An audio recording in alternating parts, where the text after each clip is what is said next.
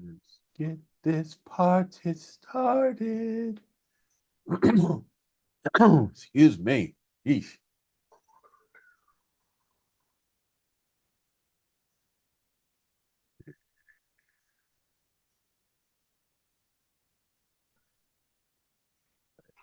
And we are live. We are live. We are so freaking live. It's Wednesday. You pop out my chat. It's Howdy Ross first again. Gotta break out some sort of a, you gotta do some sort of virtual reward or something for anybody for first, second, or third who pop on. No, what's happening? Matt Draxler, he's always in the chat first. Yeah, One of yes, the first. he is. Let me see here. Let me get that in. Let me clean up my stuff, and there we go. So, what's up, fellas? Mr. Cole, what's happening? Yeah, sorry, I coming in late. I was trying to get things set up outside. That's all good. We're all trying to get stuff set up too, because we got clear nights. Yeah, it's like crystal clear outside right now. Yeah, we're clear. We got clear tonight. I don't know about the rest of the week, but tonight. I don't know. Yeah. Hey, it looks like we may have at least for I don't know, maybe Scott, you're live, you're saying, it looks like I may have some decent nights for quite a bit of the week and maybe into the weekend. I gotta take a look at Astropheric here. But it's tomorrow night looks good too. Yeah. Yeah, I mean tomorrow, Friday, Saturday night. My seeing tonight around 11 o'clock is going to go a little south, but it's looking real good. So, what are you going to be working on, Dave? I'm doing California Nebula. Okay. What about you, Scott? I'm not sure. I was going to see if I could get an image of Andromeda, but I'm not sure yet. Okay, so you got your Hyperstar on. Yeah. Okay, right on. Yeah, I've got both mounts up. They're both up. So, the 585 and the FLT 91, I'm working on the Spider and the Fly Nebula, so I'm still working on that. And with the Edge 11, I'm going deep sky. I'm going F10, going pretty deep while I'm waiting for the parts for my, that Dan sent me for the reducer. So I'm shooting at F10. I'm shooting, what's it, Vandenberg or Vandenbach 31. And have you guys ever heard of that DSO? What is it? It's basically it's a star with dark nebula with some really nice dark nebulosity. Huh. So a really good LRGB target. And here I'll see if I can bring it up in Telescopius. Oh, look who it is! Wow, look who's here! I'm playing Eric Watson. And just being late, that kind of stuff. Whatever. What's up? What's up, brother? What's going on? Nothing much. So let me see if I think maybe an Astro bin. What'd you do? What are you doing? I'm sharing the target that I'm working on. That I'm gonna start working on. BDB 31. Can't do that anymore. Okay, here we go. So let me share the screen and share to public. So yeah, this is Vandenberg or Vandenberg 31. This is what it looks like. Wow, you're going a really nice or really bright, nice star with a lot of dark nebulosity coming from it. That's a pretty cool shot. Yeah, this was with a Tech 160. And what So are you shooting it with? I'm shooting it with the 11 at At f10. F10. Okay. Okay. I'm gonna, and right now, if I go there with the 4C, if I go with the framer, I don't know if I blow this up a bit, if you guys can see it, because there's the star, Yeah. and then you Yeah. got all this Then dark all the yeah, we could nebulosity make it out. Yeah. right here. Yeah, so if you guys can make that out, because All it's right. got, it's basically, it's Bernard 28, Bernard 27. Okay, it's 26, 27, and 28. Okay. Bernard, yeah, and it's also in Lynn's Dark Nebula catalog is LDN 519, it looks like. Yeah. So got a little bit of a blue nebula in there Yep. too from that star from the LBN. Yeah, a little reflection. Yeah, a bit of a reflection. So yeah, that's what I'm gonna go after with the Edge 11. Nice. So yeah. What do we got? We got the regular suspects in the chat. Yeah, we got the regular suspects, I see hanging Ross, out with us. Steve Ibbotson, Ross Hampton, Matt changed his name. Draxler M1. Let's see who else. Bobby, Tom Peters. Tom Peter. Yeah, he's always nice. Steve looking up. Yeah. Anybody see any Aurora? Because I've been stuck in the house. I haven't. Yeah, I haven't looked, but I haven't looked. That's I probably, said I don't know if tonight it's I was looking at the forecast for night down here. It doesn't look good. Yeah, I mean, I think it's going to be kind of clear here. We already got some images from Long Island. But Okay. Lauren posted a picture of last night. It looked pretty awesome, man. Who Down did? in Oklahoma. I was like, God damn. Yeah. Some people are even trying from Starfront. So it didn't really get really that far as I know. I saw there was a couple of pictures, but Yeah. the more north you get, the better of a deal you're gonna be. Of course. So Yeah.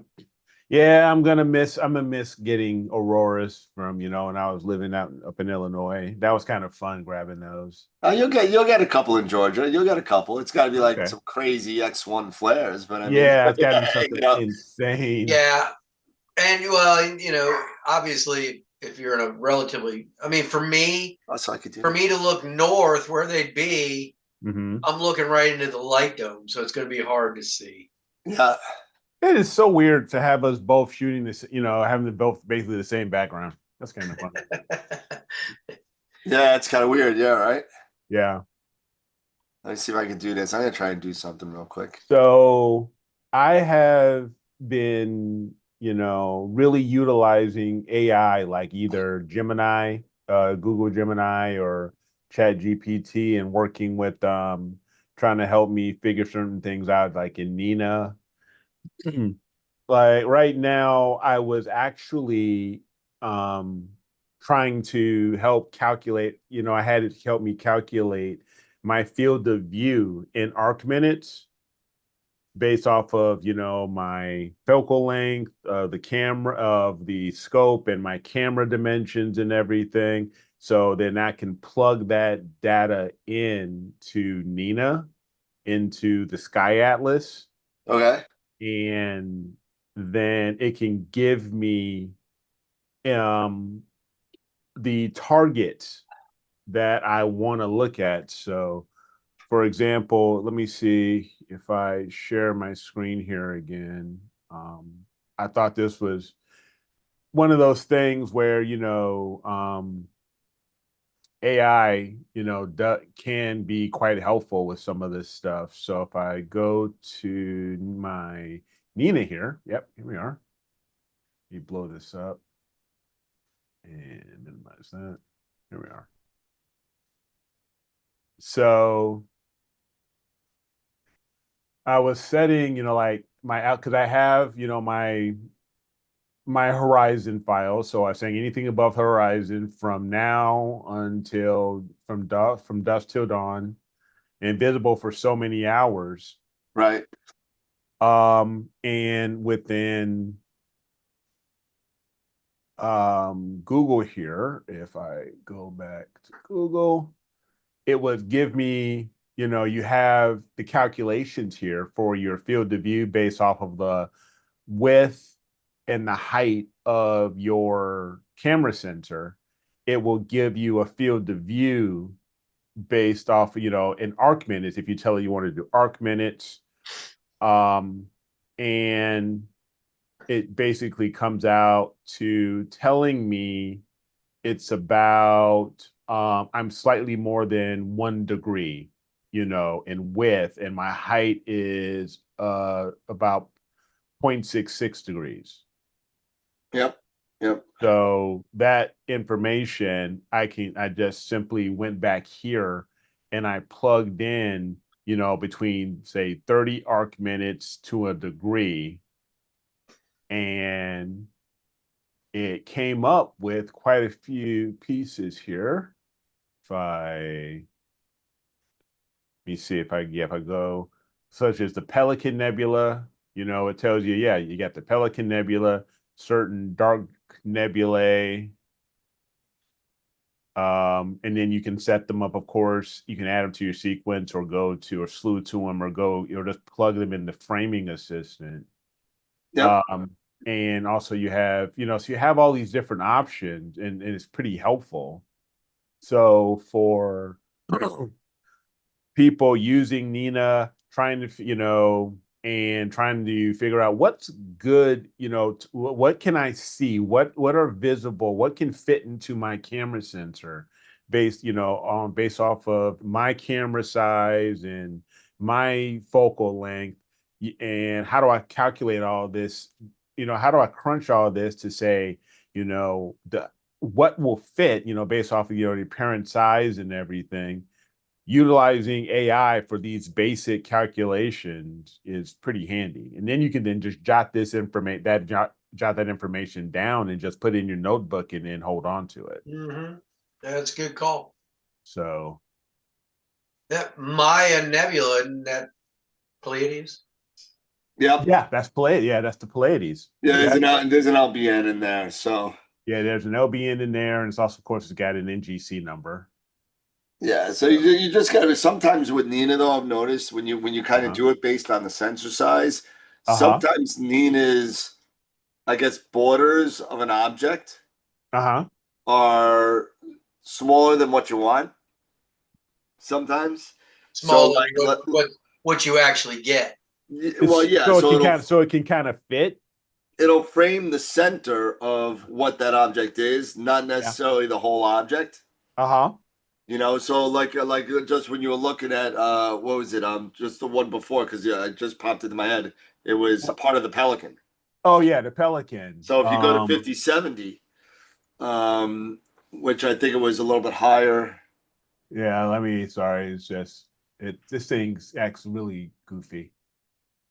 Let me just start at the top here. So you got the Heart Nebula. So 5070 right there. So yeah. It's looking at the center of that, of where 5070 is. So you may not get the whole Pelican. You're going to get that core of it. Yeah, so you just want to be careful of what you frame. Put it in the framing assistant and double check your stuff before. Exactly. Yeah, just set it in the framing assistant and be good to go. So if I just clicked on setting the framing, then you can adjust it from there. Yeah, exactly.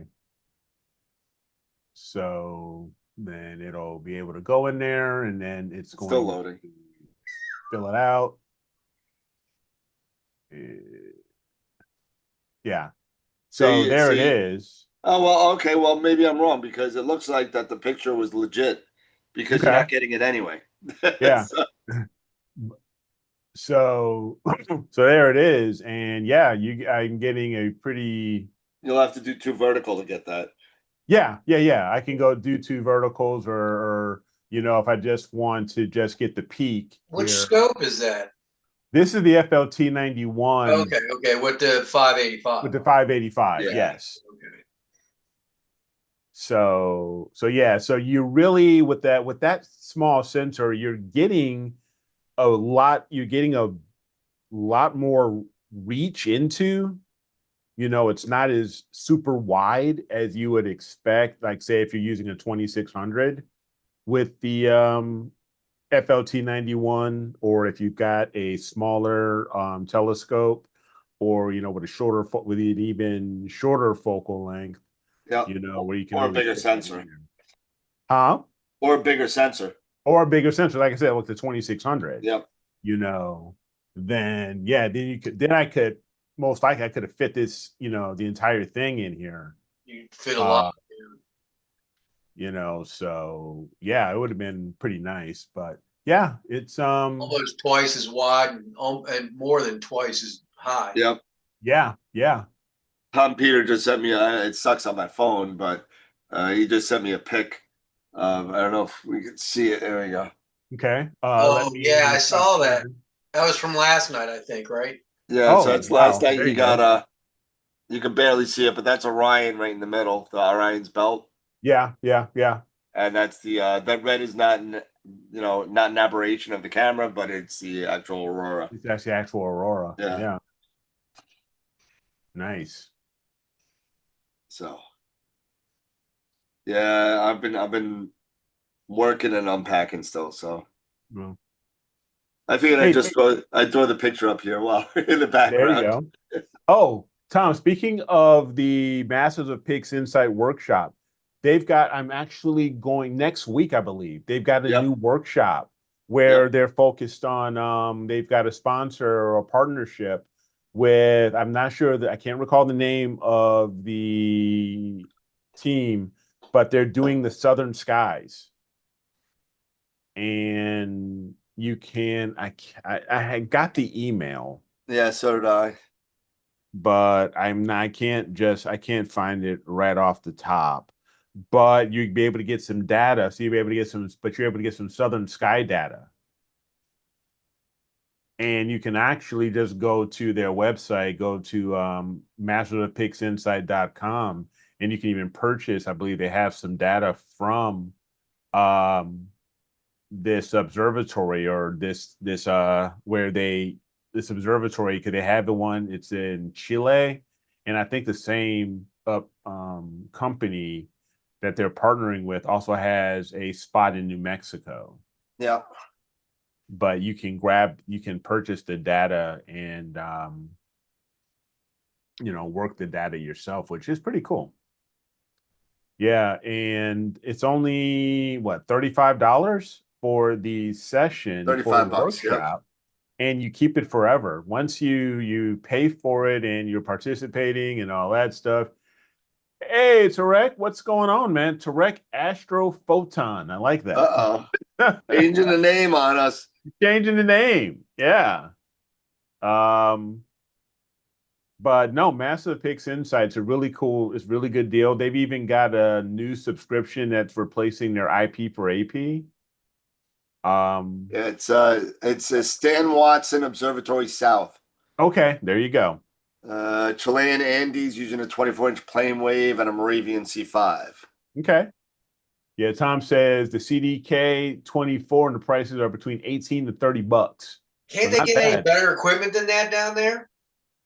Than a 24 plane wave and a Moravian? I don't know. I don't know. I'm joking. So YouTube is changing their name. Yeah, I saw that. I don't know. Interesting. Oh, how the heck is YouTube changing their name? I don't know how that happens. I don't know how that happens. But that's interesting. Damn, YouTube always finds ways to change stuff. Yeah. Yeah, see, Tarek is saying, yeah, he didn't change his name. So how did it pick Astrophoton? I don't know. Yeah, how did it pick David Schaefer 5322? Yeah, I don't know. That's not, I don't know what. I bet you that's your YouTube username, their internal one, probably. I guess. Is there a way you can change it with if you go to your file? Hey, John? No idea. Not a clue. Let's see. No idea. So we're getting closer to a new moon finally. Yes. Yes, And we are. so I'm slowly, you know, I made that list of suggestions. Uh-huh. The horse head, the Christmas tree, the rosette, 1333, CTB1, IC59, a whole bunch more. And I'm slowly putting them into my target scheduler. Okay. So hopefully, probably in the next day or so, I'll probably start imaging again from Starfront. The moon will be too low to be bothered. And it's going to be kind of cool. So, Okay. wait, you know what? We'll talk for a little bit. And I got something to Yeah. show you guys. Okay. I got something to show you guys.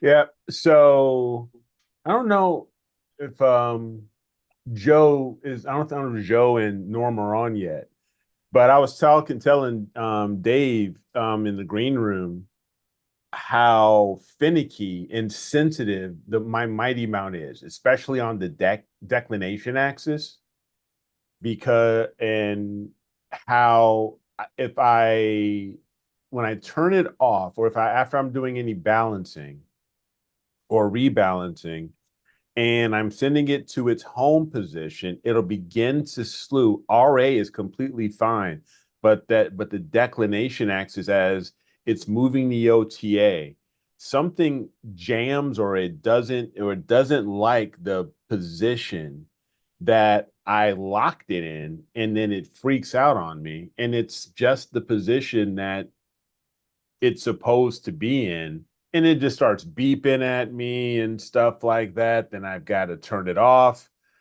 turn it back on, and then wiggle the freaking little balance dial just ever so slightly for it to beep at me to say it's okay. And then I start the home process, it starts to slew, then it jams up again in the middle of the slew.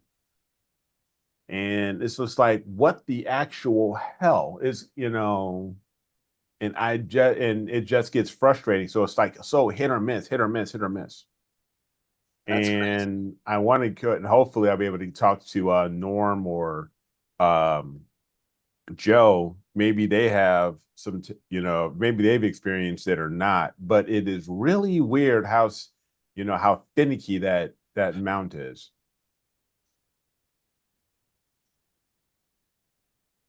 Well, that's what you get for getting a high-tech mount. So, yeah, it's almost up to the point. It's like, you know what? It's so finicky. It gets so finicky. I'm ready to say, you know what? I want to get a SEM 70 and just be done, because I know the SEM 60 almost so well that the SEM 70 is going to be just as cake as the 60 is, and just I don't know. I'm just trying to get this up. All right. Now you're gonna have to excuse the rotation errors. Yeah. So you'll have to excuse that, because when I put it together, it's gonna be pretty cool. Okay. So let me see. Where is the zoom? There it is. Share.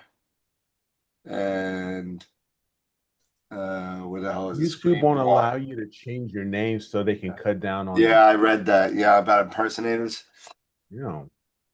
All right. So here we go. So here is the flying dragon, right? Okay. You guys can see it or no? No. No. I can see your YouTube. I can see us on our you got the YouTube. All right, let's try this. Going. How's I think that? you maybe on a different screen. How's that? Okay, now we can see it. Okay. So this is, and I just did a real quick screen transfer function stretch on it. So obviously, it's a little bit to be desired. But this is the S2 version of it. Okay. Yeah. Okay. Drizzled. Okay. This is the HA version of it. Okay. Yep. And this is the 03 version of it. Now you see nothing, right? You can barely see anything. There you go. Oh, okay. Yeah, it's got some whisk. It's got some 03 in there. Got some 03 in there. All in here. All in here. all in the wings. It's Yep. all in there, all in the main body right here. Yep. So there is some O3, and don't get me wrong, there's about 30 hours of O3 to get that little bit, but it's there. So I'm wondering what it's going to look like when I finally put it all together. But there is definitely some O3 in there, and you know what I'm going to do? I'm probably going to blow it up a little bit with the O3. Yeah. Because I want it to be prevalent in the photo. So we'll see what happens. Gotcha. But there is definitely O3 in there. Okay. So I definitely want to have that blue in it, you know, maybe a little different type of color palette. Yeah, I think if I remember right, it's a total of 80 hours total. Somewhere thereabouts. Yep. I think I'm just gonna do another 20 just because to say I did 100. Yep. 80 hours is a lot. And it's gonna be 80 hours ain't nothing. What are you talking you know what? In all fairness, that's probably run of the mill when you're dealing with Starfront because you're getting data at will pretty much. And you just sit there and you wake up. The next thing you know, 2 weeks later, you got 80 hours of it. You image the past 7 nights. Yep. You know, so it's now the winter time in Texas and in the U.S. Yep. So clearer skies are more prevalent. More stable skies, which is more important. Yep. You know, and it's really going to be an amazing winter because this will be my first full winter with Starfront.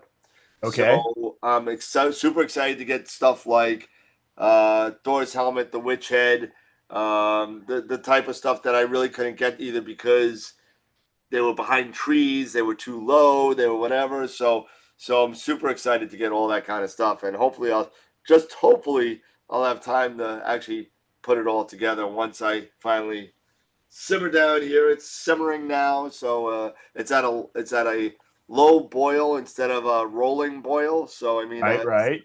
it's definitely simmering down. So I'm super excited to kind of start processing again. So. Nice. I changed my name to Super Dave Astro. Yep. There you go. Impersonator, kick him off. There it is. Get him out of here. Yeah, if you go on your profile, you can change your handle. What's your handle, big boy? I'm gonna punch your mama right in the face. Hi, Bandit. This is Little Beaver.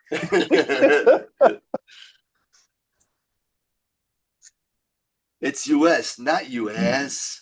The toy.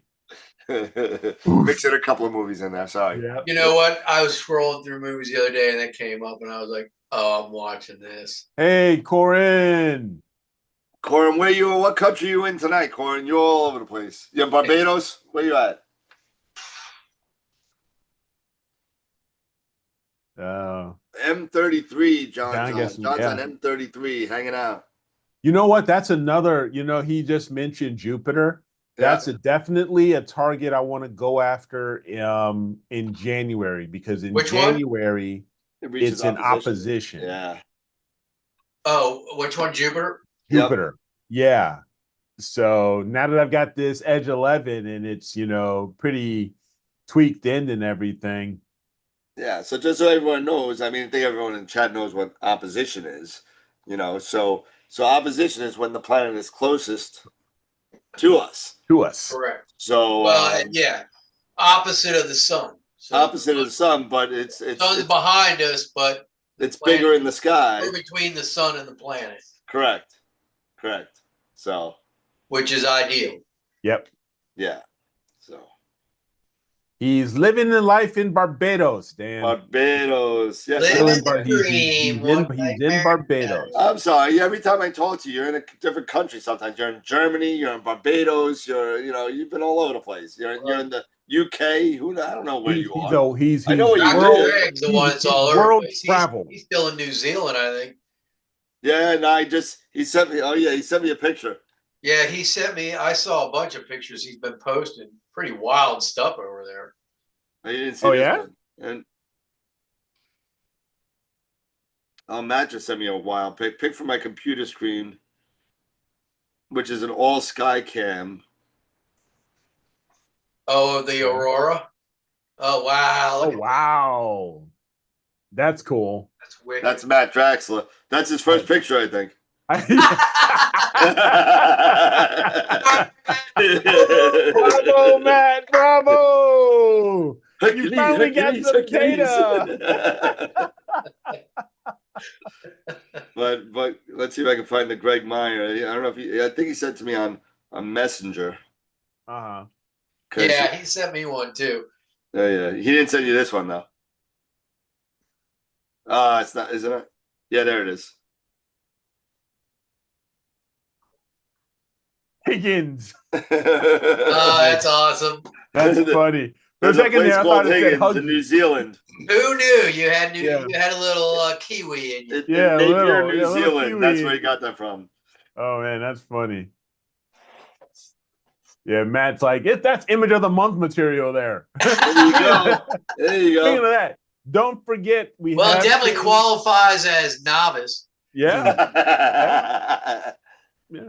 Don't forget, everybody, we have changed to an image. Yep. Our month to it, our image of the weekly. week is no longer here anymore. We've switched to a monthly imaging contest. So don't forget to enter just by going to astroworldweb.com/MIC for monthly imaging contest. Be right back.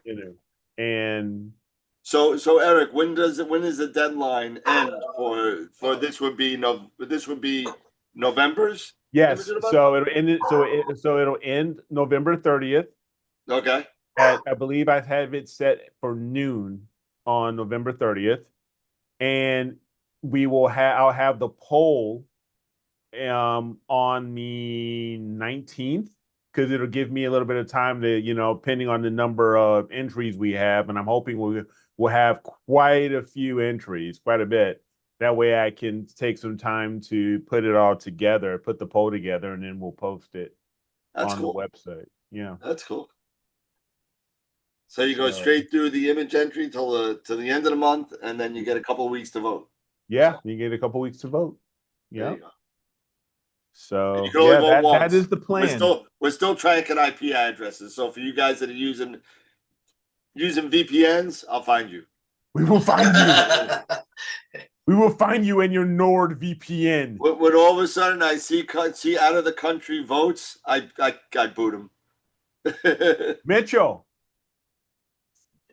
it's in August. If you go to the image of the month page, you can vote for not only October image of the month. I put in August. So I did find all of the August image of the week winners. Oh, and okay. I put it all in there. So everybody go to astroworldweb.com/IOTM for image of the month, and you can vote for both last month and for August. You just have to scroll a little bit further down, and there's both polls there. And you can vote for both October. Mitch just wants a Saturn in there. That's Yeah, no, and Saturn's in there. Saturn's in there. Oh yeah, so you got it in there, bud. that's a great picture, man. It was a great picture, so it's in there. So you've got both October and August. So go vote. Oh, I think I did. So there's a good question. I voted the other night. You put these up Friday, didn't you? Yeah, last Friday. Okay, Yep. yeah, I think I already voted. So there's a good question from John. Yeah, I already voted. So yeah, and Okay. I won't tell Mitch who I voted for, but good How chance. about this? I Good chance definitely I won't voted for vote him. for Mitch. How about that? Huh? I definitely won't vote for Mitch. Is Yeah. No, I'm just kidding. I'm just I kidding. don't know how you can't, but All right. So But- John's got a question. If I collect data on a target over multiple nights, can I stack each night individually then stack those masters together for a final image. I would not do that. Don't No, think what you want to should do that. is just stack them all together. Yeah.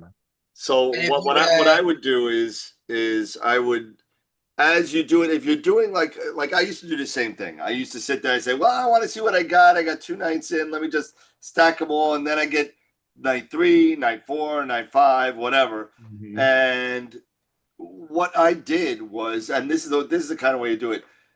In Pix, if you're using PixInsight, PixInsight makes a folder called Calibrated, and you got your calibrated frames right there. So as long as you save your calibrated images, Yeah. and if you want to just, once they're calibrated, you're done, dump them all into a lights folder, and then stack all your calibrated images together and register all your calibrated images together, and then you're off to the races. But I would never ever stack a master over a master ever. No. That is not recommended. No, I mean, and the only thing is, if you're using, say, like Tom does, multiple scopes, Yeah, different sizes and different chips and everything like that, then you can put those together, those masters together. correct. But you're resampling everything because you gotta try and get You gotta size them up. sized up properly. But yeah, I wouldn't, if you're using the same scope, same sensor, yeah, just do them all together.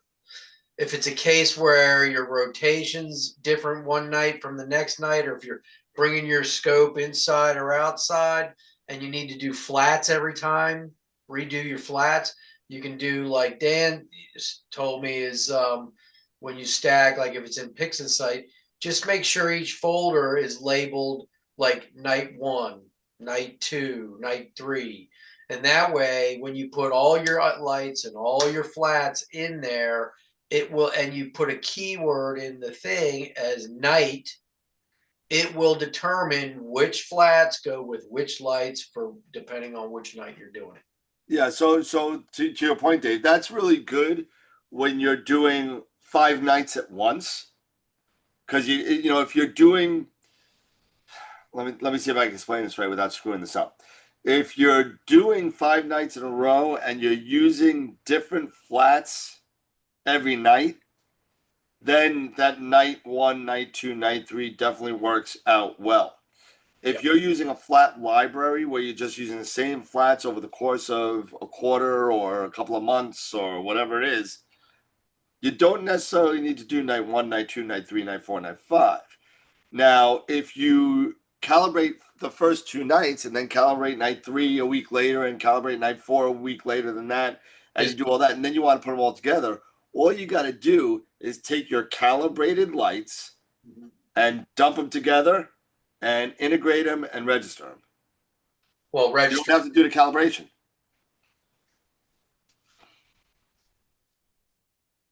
Because the calibration's already done. They're already in your calibrated files.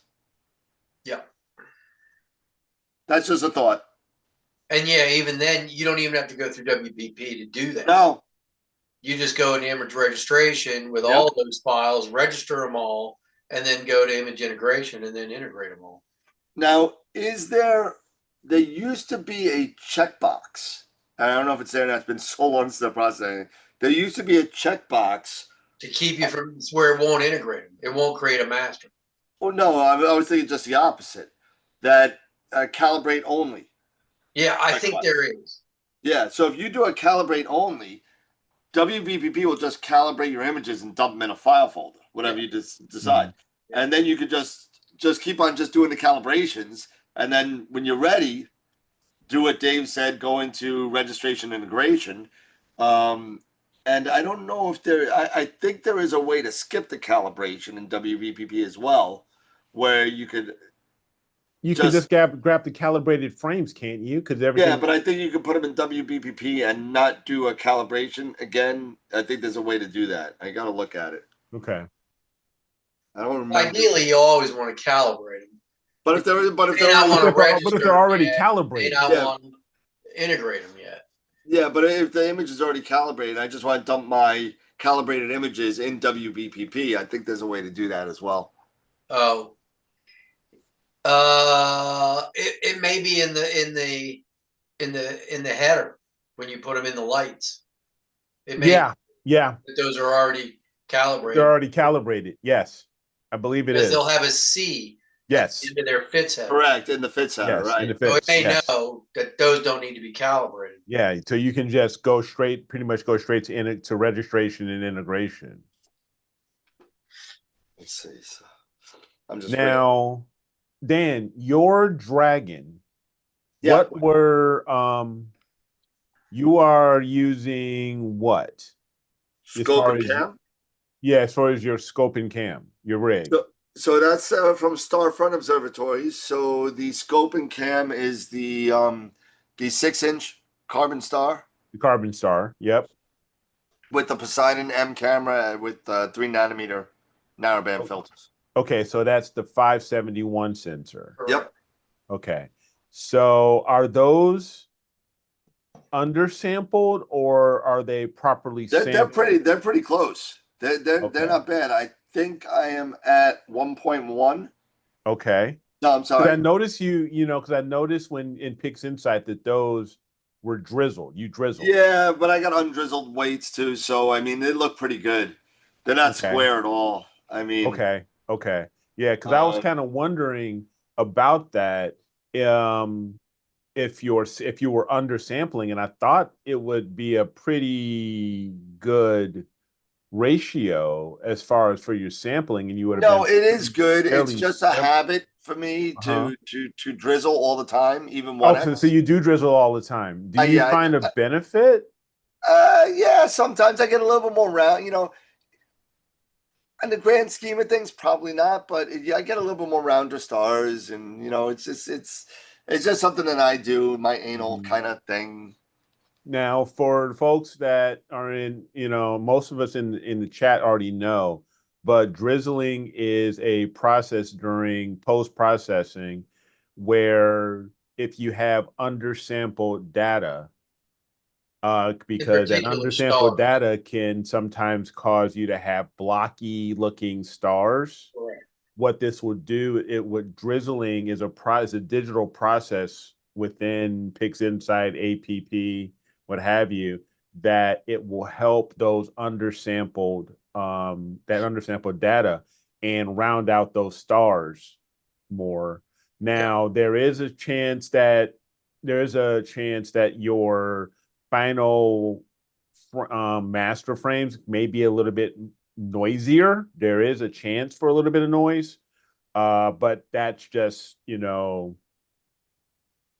way it goes sometimes when you're doing drizzling, is that you could end up with a bit more noisy masters, but you can use Noise Exterminator and clear that out. Just an FYI. Yeah, it's just a habit. So it's within WBPP. But in order to drizzle, you have to dither. Yes, absolutely. You must dither. Yeah. That is dither or die. If you do not dither, you cannot drizzle. Don't drizzle.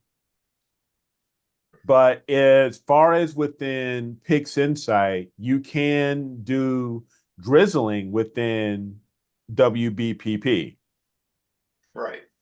And there is a spot for it where you can do simple 1x1 drizzling, or you can do 2x2 drizzling. Yeah, well, typically one-time drizzling is fine. It's totally fine. Go 2-time drizzling, then you're going to end up with master files that are humongous. Yeah, but it also depends on how undersampled you are too. You may have to. If you have these square stars that kind of look like the shape of this, which I've had that before. Yeah, I have to. You gotta drizzle at minimally 1. Depending on what your results are at 1, you may have to go to 2. Yes. Exactly. And even still, if you drizzle and you still find there it might look a little blocky when you're done, you can just go to resample and double your image size, and that'll cure it there too. Yeah. Tarek is asking, is drizzling the same as binning, or does binning cancel the necessity of drizzling? I don't believe so. No, binning you combine pixels at You the sake of basically are making a resolution. bigger pixel, aren't you? Yeah, you got to. So when you bin, so you got squares, right? So Yeah. if you bin 2 by 2, it's now you got 1, 2, 3, 4, making a super pixel, Yes. right? You do that at the expense of a little bit of a resolution. In Drizzle, you actually gain resolution by making more like kind of like painting the outside corners of the exactly the surrounding pixels. Yeah. So you're able to make better shapes, better rounded stars, and you definitely gain a little bit of more of resolution when you drizzle them without. Now, please let me know in the chat if I screwed that up. Yeah. so I think I got it right, but you know. Now you can definitely always go. There's websites such as astronomy.tools where you can enter in your data, your field of view, informate your data as far as your telescope and camera, and it'll help you determine if that combination will lead to undersampling or oversampling. Correct. Yeah. Jose Navarro said binning is the opposite of drizzle. Yes, yeah. So you're losing resolution with binning, you're gaining it with drizzling. Right. So that's definitely part of it. Yeah. Now here's the question. Here's the question, and this is me, and this is so since I'm shooting at a long focal length, 2,800 millimeters, and I am binning 2 by 2 with the 571 sensor. Do I still at should I 3,000 millimeters of drizzle right after that? Say again, Dan? At 3,000 millimeter focal length. Yeah, about 2,800. Yeah, yes. well, because you've got such a great focal length that you need those larger pixels. Yeah. Otherwise, it doesn't make sense to drizzle. So what? I'm sorry. Because what camera are you using? I got the 2600, so it's the 571. So you're actually getting star bloat. Yeah, I'm getting what? Star bloat? Star bloat. So you're oversampling. They blew them out. Need to bin 2 by 2. Yeah, so if you've been 2 by 2, that you're still oversampling, I think, a little bit. You're still oversampling a little bit, which can be kind of, I guess, overcome by like either a star shrink or something like that effect. Yeah, something to make the star smaller. BlurX kind of will help you a little bit. But will Star Exterminator shrink it a little bit? No, Star Exterminator just takes out the stars. It just takes out whatever. It'll just rip it out. It doesn't do any shrinking. It does nothing. The star artifacts, whatever. It just kind of pulls them out and puts them back in. Right. But I'm looking at the numbers right now. That's why I'm looking at my screen. I'm looking at the 2800 with a binning 2 by 2, and your resolution is 0.55 arc seconds per pixel. So the sweet spot is 2/3 to 2. So I guess one in low change is probably like a little bit of a sweet spot there. So should I be binning? So should I not be binning? No. You definitely should be binning. That's what I thought. Absolutely. We could argue the fact that 2 by 2 isn't enough. Yeah. 3 by 3 is better, but then as far as a resolution power, but you're losing a lot of pixels by doing that. Yeah. Yep. And so you got to judge the pros and cons there. Yeah.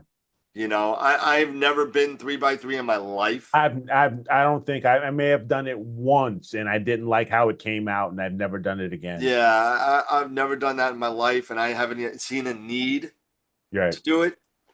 Even with my 9 1/4, even with my 8, I've never seen a need to bin like to that massive amount. I've never seen the need to do it. And another way to kind of do that is if you're using a reducer on that, not at your native 2800. So now you're at what is it, 2800 by 7, so that's what, 1900. It's like 1900 or something. Yeah, I did that. That's pretty good. I did that in my head. 1900. And then with the reducer, as I look at the screen, I'm not that good at math. As I look at the screen with this 0.7 reducer, you're at 0.79 arc seconds per pixel, which is definitely in the green. In the green. You know, so, but again, you're not getting your native 2800. You're only getting 1900. So right. Basically, Tarek X is Drizzt. Yeah. What else? No, there was another one. What's the Tarek? So what's the cause of walking noise and how to remove it? It's you're not dithering. Yep. You're not dithering. You have, that's what's causing that walking noise, is that you're not dithering. Which is one of those things where we talk about dither or die, type of stuff. Why it's so important to dither. At least for me, I dither between every 2 or 4 exposures, depending on. And you're going to get that walking noise more likely with a color camera too than you are. Yes. Yeah, you will. That's basically where you are seeing that bare matrix grid in your pictures. Yep. You don't want that. That's definitely when you have those one-shot colors, because that's one thing I learned when I, from my one-shot colors. If I didn't dither, I would end up with that walking noise. And I asked people, like, what is that? They're like, yeah, you got walking noise. You should have dithered. Like, that's a wasted data. just to be specific, walking noise isn't caused by not dithering.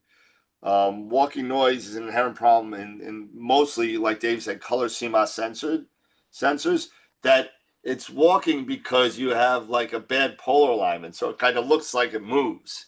Okay. And it's removed by the dithering because it just goes back to the main values of your pixels and gets rid of it. Yeah. Okay.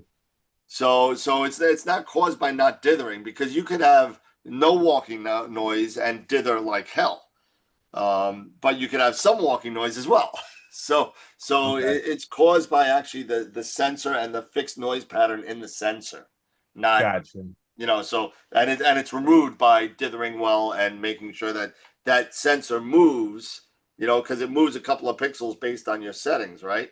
Mm-hmm. It moves some pixels around, and so that your image is mostly centered, but when you integrate them all, it takes the average value of the pixel and gets rid of that walking noise. And the chance that you keep taking that same picture on that same pixel over and over and over and over.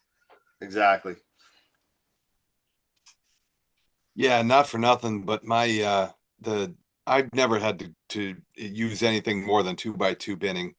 Yeah. With the 14. So you should be fine with the 11. And I shoot at 27-37, obviously with the reducer. when you're dithering with scopes like what you and Scott and Eric, those big scopes, your dither factor is very small compared to like when I'm using the Carbon Star or the GT81, where I'm dithering quite a number of pixels at a time. Right. Exactly. You guys are dithering like 5 pixels at most. Well, you got to remember also, when you dither, it's based on the size of your chip and the size of your pixels. Correct. You want to dither enough so that you get the good effect. So that it moves, that you can actually tell it moved. Exactly. But, so when you blink it, the thing is, if you have like a large scope like Eric or Scott, and you think, oh, I've been using the Red Cat, and I've been dithering 10, 12 pixels, and then you use that, it's gonna move a ton. Yeah, it's gonna be all over the place. You'll be cropping at the end of that thing. You're like, oh, I gotta really crop that in. You'll end up something the size of like a little thumbnail. Yeah. I'll be right back. Yeah. Let me ask, speaking of dithering, does Nina help calculate your dithering, the number of dithering pixels? Yes. If you put in if based off of your imaging, your imaging rig, your imaging setup? I think it gives you a recommendation. Yeah, Okay. but it's in a plugin though. I don't think it's based in Nina. I forget what it might have been. Is it in Hocus Focus? I don't know because right now I'm looking at my my guider setup, you know, with the Edge 11, and my dithering pixels is at 4. I'm dithering 4 pixels. That seems low to me. So I need to so I want to double check that because you know with my because I've got the and you know so with this 571 and at 2800, I know there's also I've got it bookmarked where there's a website that had a dithering calculator Yep. that you can go to, and it can help you calculate, you know, roughly calculate the number of pixels you should be dithering. I got it bookmarked somewhere, but I was just curious. I bet Chat GPT can tell you. You know I what? bet I'm it actually could. going to plug it in. So while Eric plugs that in real quick, check this out. So We're going to ask Gemini here. do it. So let me see if I can get this real quick. So I will share my PixInsight again. And so remember we were talking about how to do the calibrations, right? Without doing the calibrations and taking Without stacking them? Well, no, getting your calibrated frames into PixInsight WBPP without having to put in your flats, bias, whatever, all over. Gotcha. So as you can see, I got no bias, no darks, no flats in there. Right. I threw in some lights to kind of, these are calibrated lights. Right. So I know they're calibrated because, Yeah, like Eric said, it's got the little C there, right? So now if you go to calibration, it's gonna give you a stats. It's gonna be like, oh well, you got no calibrated frames. You got nothing. You don't care. Right. You don't care. And then post calibration, you're gonna get 1 2 hour and 5 minute shot that's already calibrated of 3 or 5 minute shots.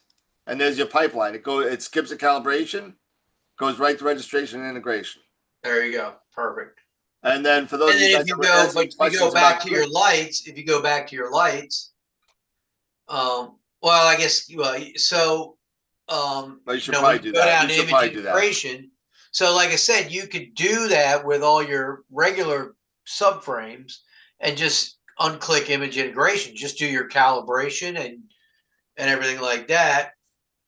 And then when you're ready, then do registration. You just do that and have your calibrated frames in there. Yeah. And your uncalibrated frames and your flats, but darks, and bias, and then you'll just get your calibrated frames. Correct. Yeah. Okay. Yes. So there's stuff you could do. Brought this all up. Let me share my screen. Don't forget to click those back on, Dan. Oh yeah, thanks. Because you'll go to freaking stack your next batch, and you'll be like, "What the hell? What'd I do? I got nothing." Yeah. Okay. You got the Duke. Duke's got the discs. No, sorry. So it says here, you know, so I'm using my Edge 11 HD at 2800 millimeter focal length with my ASI ZW ASI 2600. How many pictures should I be dithering when auto guiding? And it comes back and says the dither distance should be around between 10 to 15 pixels. And then it gives me information, and it calculates the information based off of the imaging train. Yeah. So we should have thought about this. So I you gotta add in your guide scope and your guide camera. My guide camera. Yeah.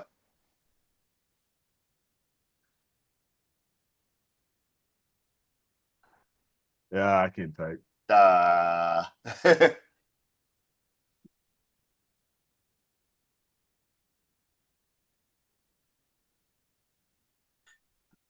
Can I have the ZWO OFL? Well, you forgot to put the guide scope focal length in there. Oh, yeah. So basically, the guide camera. So it's giving me this information. Oh, you got the OAGL. I'm sorry. That's right. You don't need the guide scope camera. So it's now it calculates everything. It's calculating the guide camera. So it moves 10 to the guide pixel, but keep going. So it comes back and recommends 8 pixels. For dithering. Okay. For dithering. So now that it's done that, I'm going to go here. And Yeah, I thought it sounded low. 8. There we go. And now your shit's going to be all fucked up.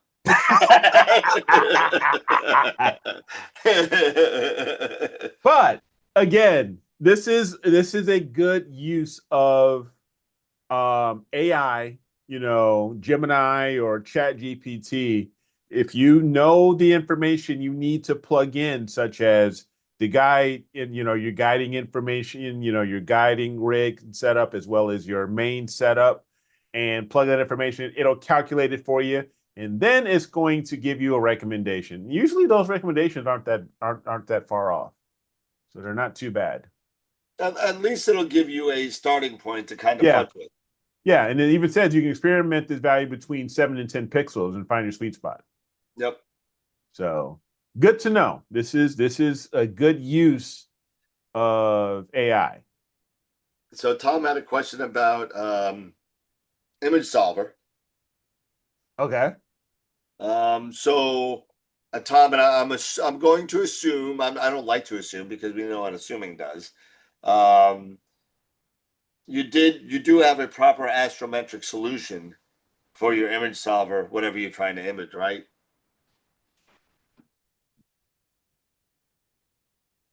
That would be a question for you, because if you don't have a proper astrometric solution for the image, then image solver will fail.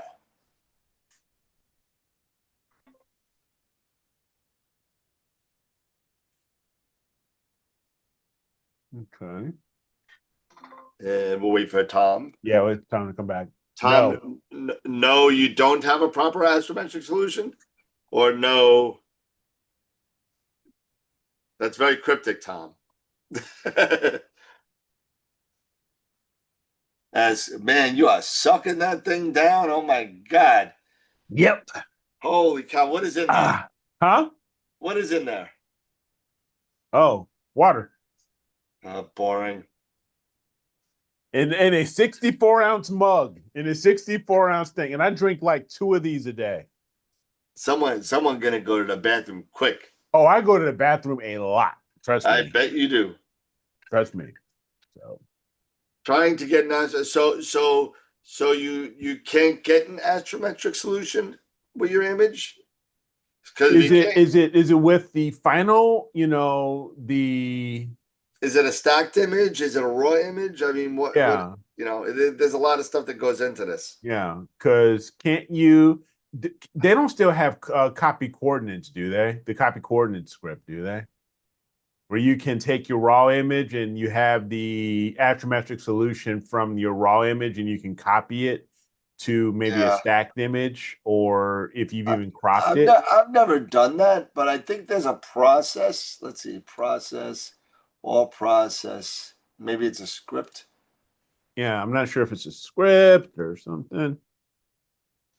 Where is it? Benchmarks.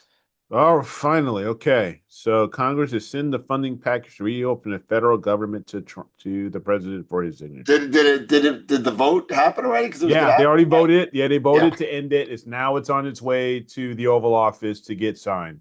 Oh, great. So all my friends in the military will get paid.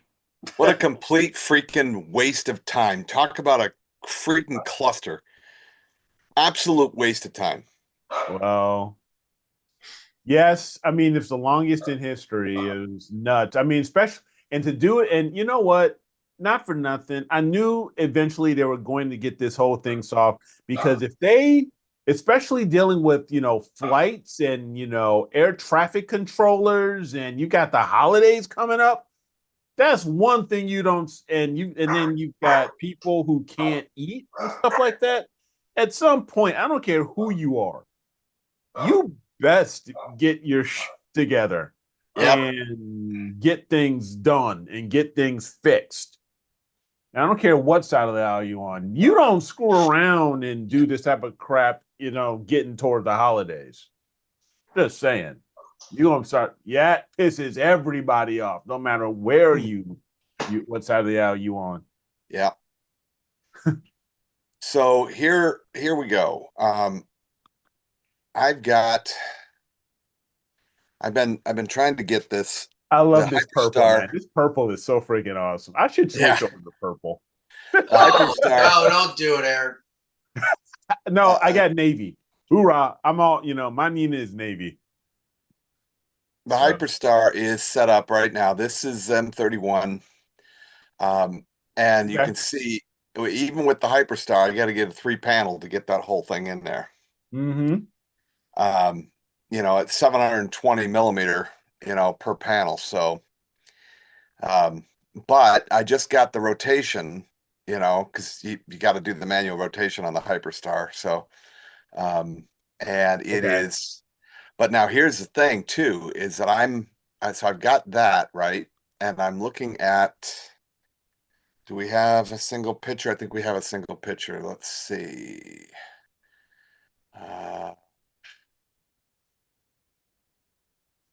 Okay. Yeah. So there's, yep.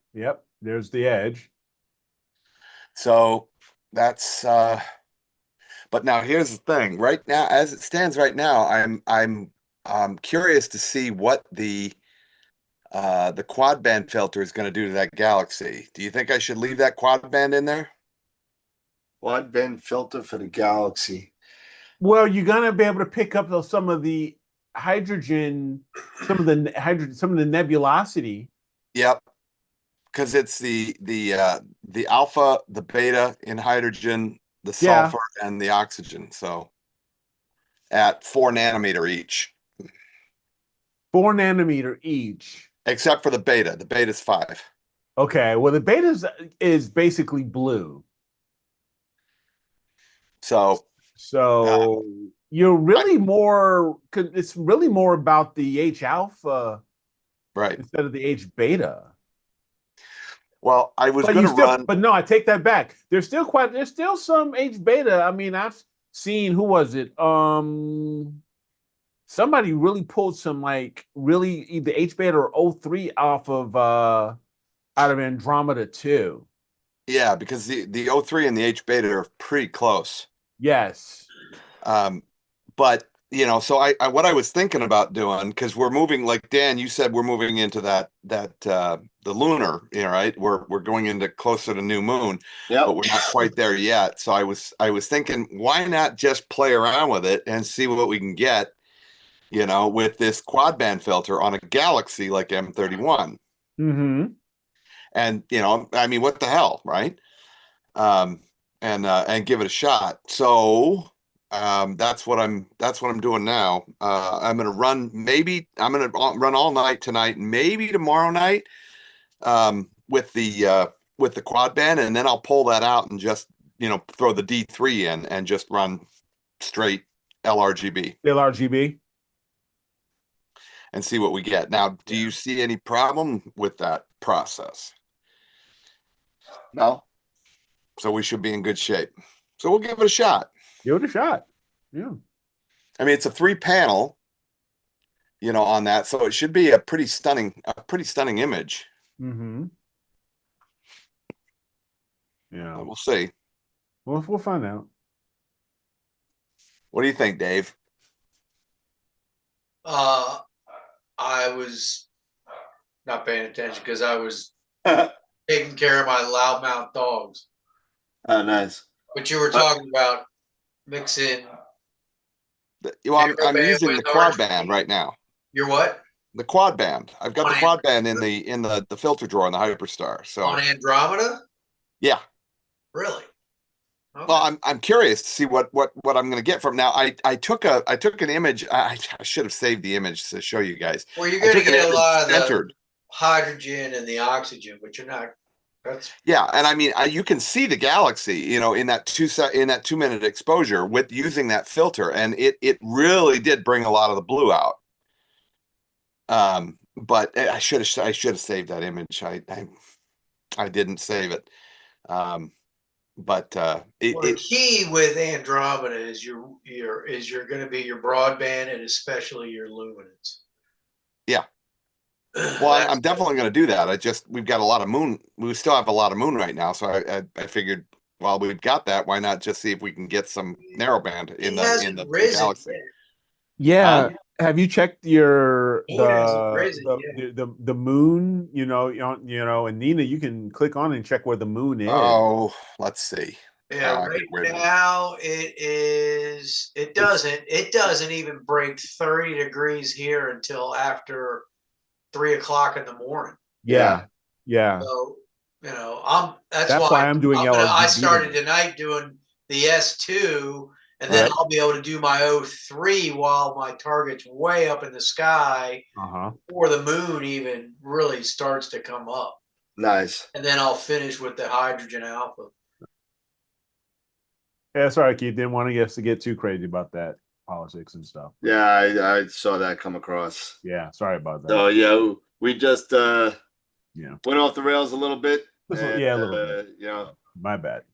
Let's stick to our brass tacks here. Yeah, that's true.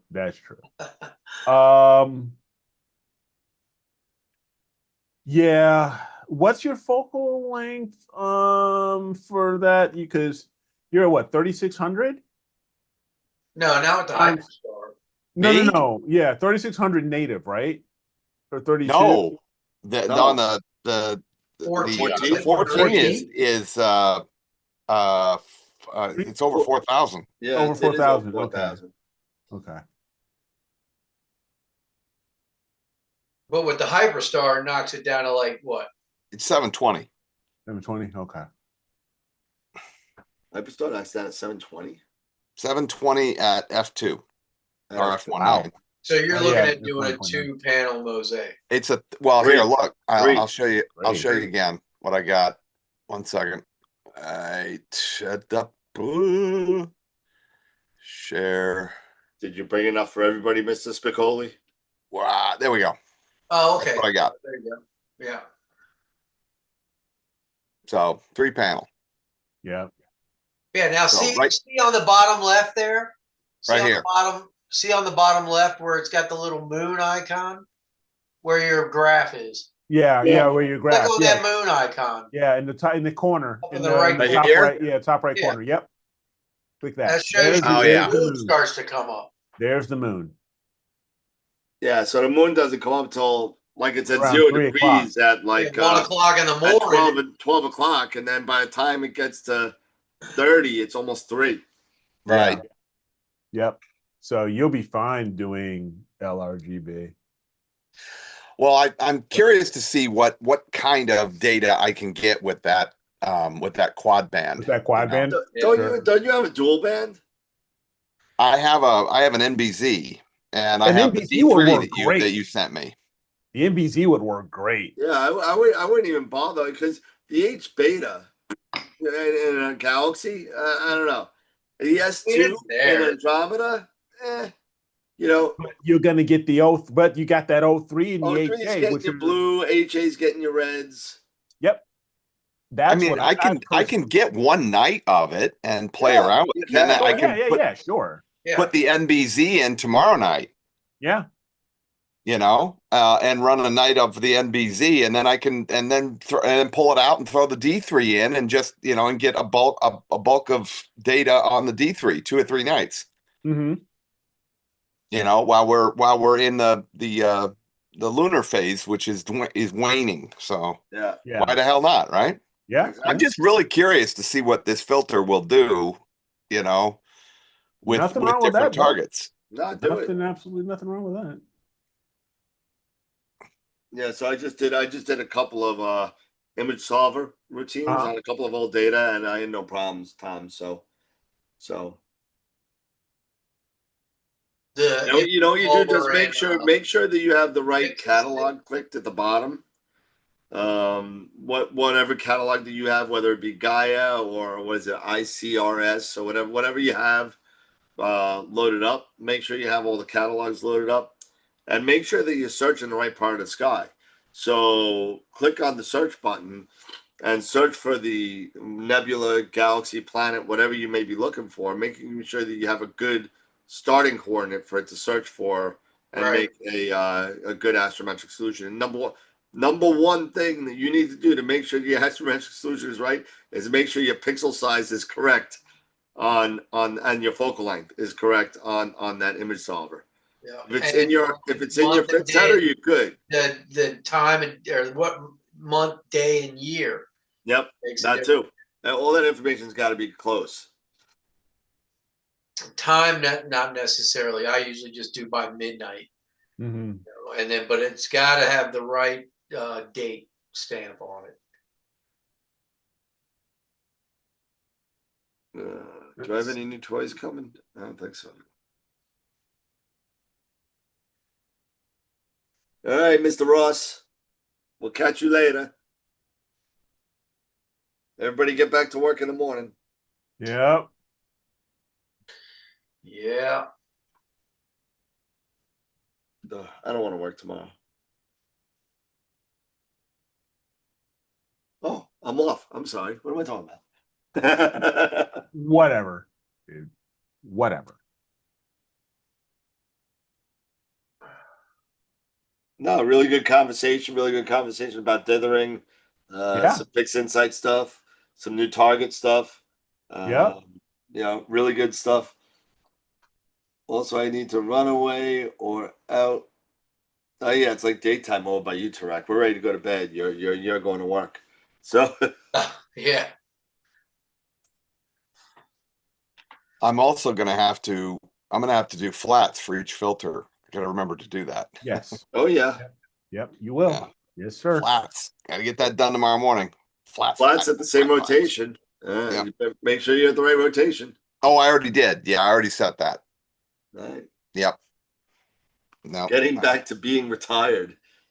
I'm sorry, is this work? Is it really that bad?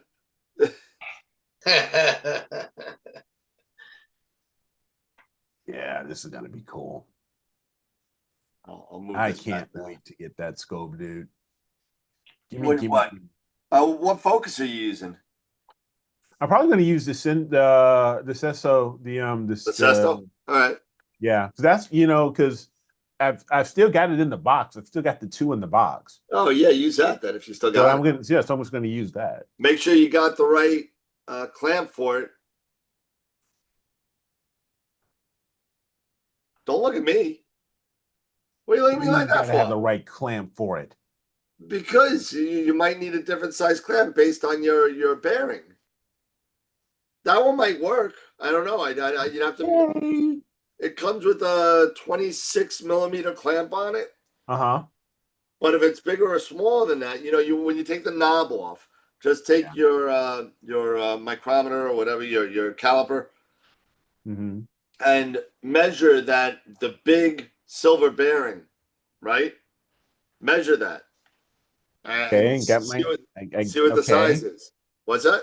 Got my. All right, so here I got. Okay, I got my caliper. Right. So put a full screen so we can see you.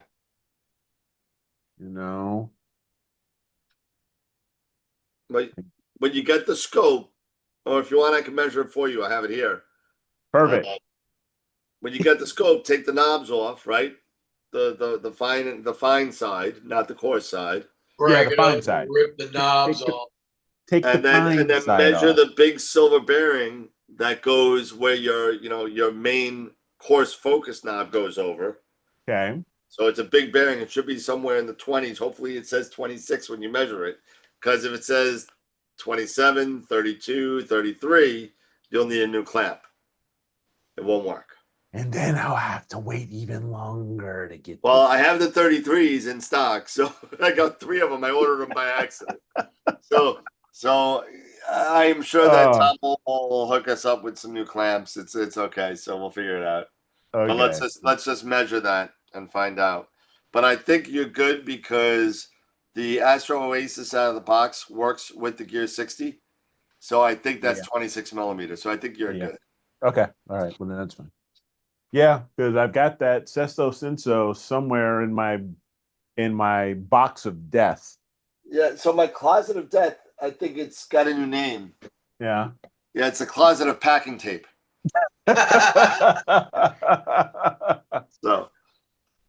So the closet of death is right behind me. over there. Yep. But it's got now all. I had to move everything out. We have boiler issues, so I had to move everything out. There's a whole bunch of crap over here that shouldn't be here. So there was too much pressure in a valve. We had to like open it up a little bit, and the water went all over the place. Yeah. And yeah, so it was fun. Yeah, Steve. Right now, I just have the two. I did not get the Arco yet, not yet, because if I would have got the Arco, I've got it from Dan. But no, but I still have the Asato 2-inch, and yeah, and that's on the 11. You know, that's where that bad boy is going to stay. That's its new home. Yeah. So, because I will be selling the 8-inch Edge. Yep. I'll be with the reducer and all that stuff. I'm still struggling with the Rasa if I'm going to hold on to the Rasa. But I may go ahead and let it go too, because now that I'm going to be getting the Gear 60, why do I need it? Yep. So I really won't need it. And then Well, that you gotta way remember, I can take those proceeds the Ross is and also buy a new F2. mount. Well, the Ross is also F2. So the Gear 60 is not F2. No, the Gear 60's 5. Yeah. But yeah, no, I'm with you. I hear you. You know, Get a yeah, the Hyperstar. speed's there. You know, the speed. Yeah, you got the speed. A Hyperstar for a Rasa? No. For the 11. For the 11. F 0.8. Yeah, but yeah, because see, the thing is that if I got the Hyperstar for the 11, that will give me a focal length of about 530. Sounds about right. Now, I've already got the FLT 91, and that's got a focal length of 540. But that's like an F7, right? It's an F5. Is it really that low? 4, I think, right? There's a lot of difference between 2 and 5. Oh, I know. But you also have a much higher critical focus zone. Yeah, when you're down that low? Yeah, absolutely. When you're down that low, that you have to take into account when you're going down to F2. Or even different filters and you gotta worry about filters and all that other sort of stuff too. So you know, just on a side note, I you know, just keep Wilfredo and his family in your prayers over the next couple of days. They had a loss in the family. Oh no. Yeah, so just when he comes on, I'm sure he'll say something. But just I just want to throw out. He called me at literally like 10 to 8 this morning, and told me that you know, and you know, honestly, I don't know if he wanted me to share that, but I just wanted to throw it out there in public to wish him and his family, you know, yeah, you know, all the, you know, condolences and all that. So because he is a big part of this group. Absolutely. Yeah, I saw him and his wife posted a follow-up on the H2. Yeah, I saw that. They did. That was kind of cool. Yeah, that was kind of cool. Yep. So he's loving that scope, I'm telling you. Yeah. I got 2 coming in, so. Yeah, now and then he's resolved. Then he got that little thing that he's doing, you know, with the tilt and stuff like that. You know, you know, it was funny. You know, and I felt so bad. I had to apologize to him. I had to apologize to Wilfredo. So when I was watching that video, yeah, and you know me, I'm just a wise ass. So yeah. So when I'm watching that video, I turned it off halfway because I thought it was a freaking joke. Because I was like, oh wait, I said, cool, he's got something on tilt. Let me watch it, and I watch it, and then he takes like a level and he puts it on top of the scope, and I'm like, I thought he was making a funny video that's saying, oh, okay, he's measuring the tilt of the scope, not of anything else. So I call him up. I said, you're an effing idiot. I'm like, what are you doing? You made me watch this thing for 2.5 minutes, and it's about measuring the tilt of the tube, and he didn't say anything. So I go back and I was like, wow, that was a weird conversation. And so I go back and I watch the video. I was like, oh wow, it was a serious video. It was a serious video, dude. And he actually brought in all of his technical know-how and everything. And I'm like, I called him. I said, dude, I'm sorry. Yeah. I did not. I did not watch the whole video, and I thought you were making a joke. Oh, That you were just saying that. I thought you were like doing a Dylan 500 rule thing, and except with tilt. And so I was like, oh yeah, this is how you measure tilt. Oh yeah, we talk about the camera, and then you do one of these, and then you put a level on it like this. Oh, now I'm measuring the tilt of a mouse. So that's what I thought you were kind of doing, and so I apologize to my phone. You're a special one. You are. I really am. I really am. I really am. Only a special person buys something like this. Yeah, you are something. Still looks like a bong, Dan. It does, doesn't it? Nico. Telling you. Yeah. Looks like a freaking water bong. I'll melt a hole right here and put my telescope mouthpiece in there. But goodness. On another note, my Star Trek Enterprise 1/350th scale model is on its way. Should be here by Christmas. Nice. Yay, dude! It's the size of like the whole shelf of a closet of death. Really? It's that big. It's like 3 feet long. It's like 3 feet long. It's got working lights and everything, and shuttlecrafts and nice. I was just telling Robin, I was like, you know what? For Christmas and my birthday, since my birthday's on the 28th, I gave her an idea. I was like, why don't you get me a replica?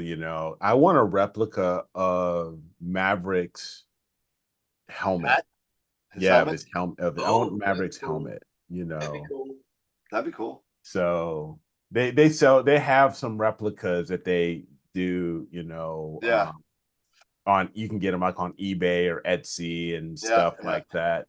And they'll even some of them even come with the oxygen mask, and stuff like that. So I was like, that would be for me. Yeah. So I was like, that for me would be killer, for Christmas and birthday, since like I said, they're right there next to one another. Just get me that and I'm good. That would be awesome. I'm telling you, I'm more of the, you love that stuff like I love Star Trek shit. So for sure. So, well, I mean, naval aviator, right? Yeah, that's right. Yes, sir. That's why. Navy wings are made of gold. Air Force wings are made of lead. Lead.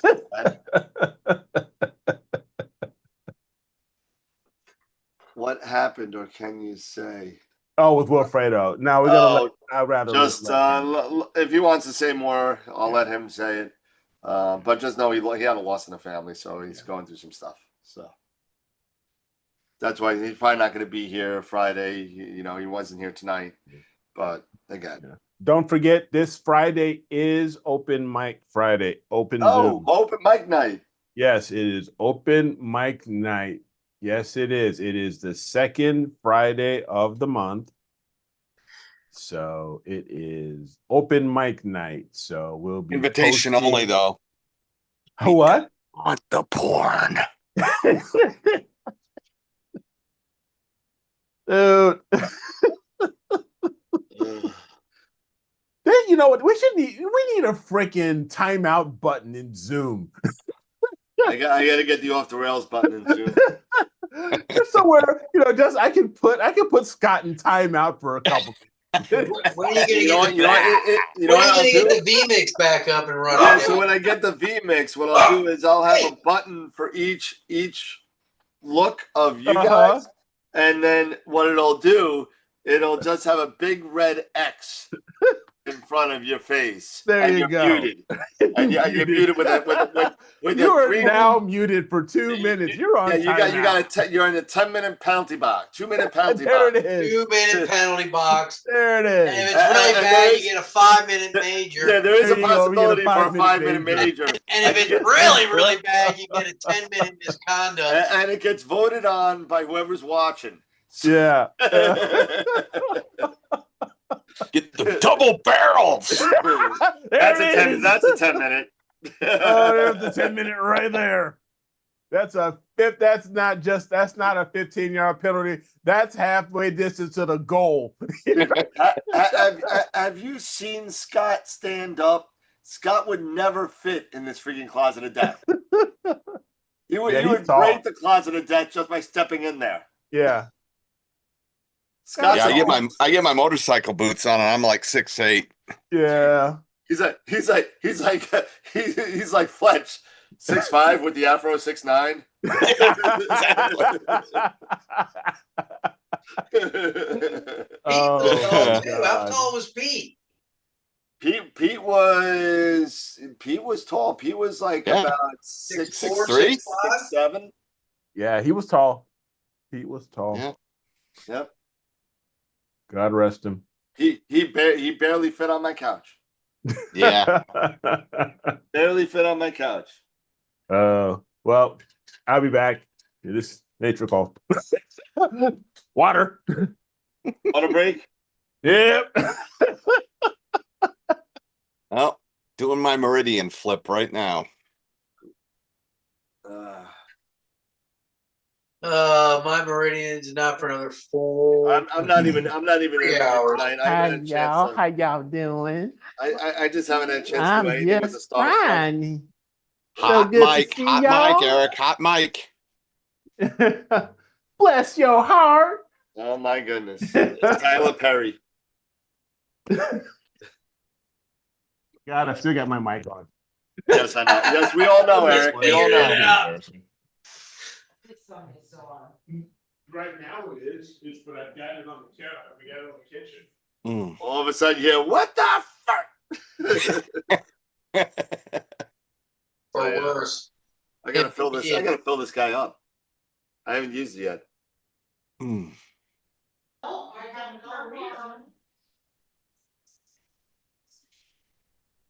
So what else is going on? Anything else going on? I gotta focus my OAG. It's out of focus. It's good with the guiding for it's out of focus. It's fine. It's really out of focus.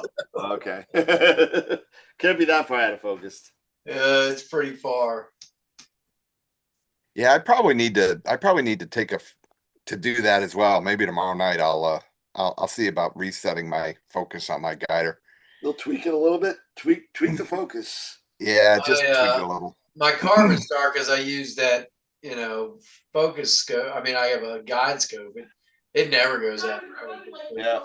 That OAG is a little temperamental because I think what it is, I put the cover on and take the cover off. I probably bump it maybe ever so slightly with the cover, and it probably just tweaks it enough. Yeah. But yeah, I noticed I was like, oh my I'll be right back. God, that doesn't even look like a star. What's that? My Oh yeah. yeah, it's pretty bad. That's bad. Looks like a big teardrop. Let's put it this way: the graph in PhD looks like Devil's Tower. It's got a flat top. Yo, big time. Yeah, that is not a recommended guide star. Yeah, no, it's really bad. Eric, not for nothing, we heard what Robin said the whole time. So I should have. I totally forgot to mute myself.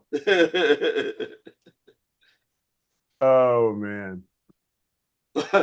Steve's like, looking at the weather forecast, my next meridian flip will be in 2 weeks. Okay. That's awesome. Be all right, back. I gotta go and rotate the manual rotator. All right. Well, why don't we? You want to call it? You want? Oh yeah. It's 9:41. It's already 9:41. So yeah, don't forget everybody for the Zoom call on Friday. Check Discord for the link. And yeah, this was a really good chat, covered a lot of stuff, so really productive. Thanks, everybody, for your continued support and comments. You guys have any final thoughts for anything? No. Dither or die. Yeah, that's it. Dither or die. Yep. Absolutely. I mean, I'm just looking to start up the scope again in Starfront. Finishing up my target schedule with all the lovely target suggestions that were given by the group. Yeah. And hopefully we'll be getting a lot of more data going into the Starfront basic data set. folder, because that's up and running for those of you that are on Patreon member. And you know what, I was thinking about making some targets free for the membership. You know, your basic kind of stuff. You know the top 5 of each season, let's say. Yeah. You know, like M42, the Pleiades. You know, any Messier object might be free. You know, Gotcha. so something like that. What's the outlook of getting that EQ8 and that astrophysics out in your backyard? So here's the deal with that. I am in a toss up right now. So next year I could have one project. Either the observatory or a full outdoor kitchen. A full what? Outdoor kitchen. Nice. So I'm kind of stressing that out a little bit, considering I have the Starfront scope. Right. Well, you can still put a pier out like you did at your old house. Yeah, but then I'd have to build the sky shed around the pier. That's a nightmare. Well, why don't you just put the pad down and then put the pier up and work the shed, you know, another year. Yeah. We'll figure it out. Or maybe I could make enough money with Astroworld next year to pay for both. So, that's good thought. Yeah. So that's we're looking at you know, from a business standpoint, we're looking at a record year for Astroworld telescopes. Nice. So we're looking to break a milestone probably this year. So thank you to everybody who has made Astroworld a success so far, and it's been a great ride. I'm hoping that hopefully one day I'll be able to quit my real job, but not yet, not even close. But you know, it's fun doing it. I love helping people. I love talking to people, and if I don't have the answers, I'm sure I know someone that does. Yep. So, and one of those people is probably one of the 4 faces you're looking at right now. So including the wife. What? The what? Including my who? wife. Oh yeah, absolutely, everybody. So yeah. So yeah, got a barbecue, outdoor kitchen done. I got a barbecue, but I want the outdoor kitchen. I want the sink. I want the fryer. I want the pizza thing. I want the whole beer thing. fridge. The beer. Well, I'll definitely gonna get a beer fridge, but I want an outside TV. You know, I want the whole thing for the summer barbecue. I want to show it off quick. You know, there you go. But you just got to make sure that the outdoor TV that you get, that it's rated for actually outdoor. Oh yeah, no, absolutely, yeah. Unless you're going to bring it in the winter. I'm not going to throw an LG TV out there that I got on my wall inside. It's going to be an outside rated TV. You know, my neighbor's got one behind me, and he got it inside a special case. Yeah. That's really nice. It's like, whoa, that thing is awesome. Yeah, that's probably what we'll end up doing, because I got a nice wall to do it. There you go. All right, guys. That's the show. Thank you guys again for hanging out with us. Don't forget to go vote for the image of the month, August and October, astroworldweb.com/IOTM. And until Friday, the Zoom call for everybody, our second and fourth Fridays of every month. And until then, keep imaging, keep educating, and clear skies. And we will see you guys on Friday. Take care, everybody.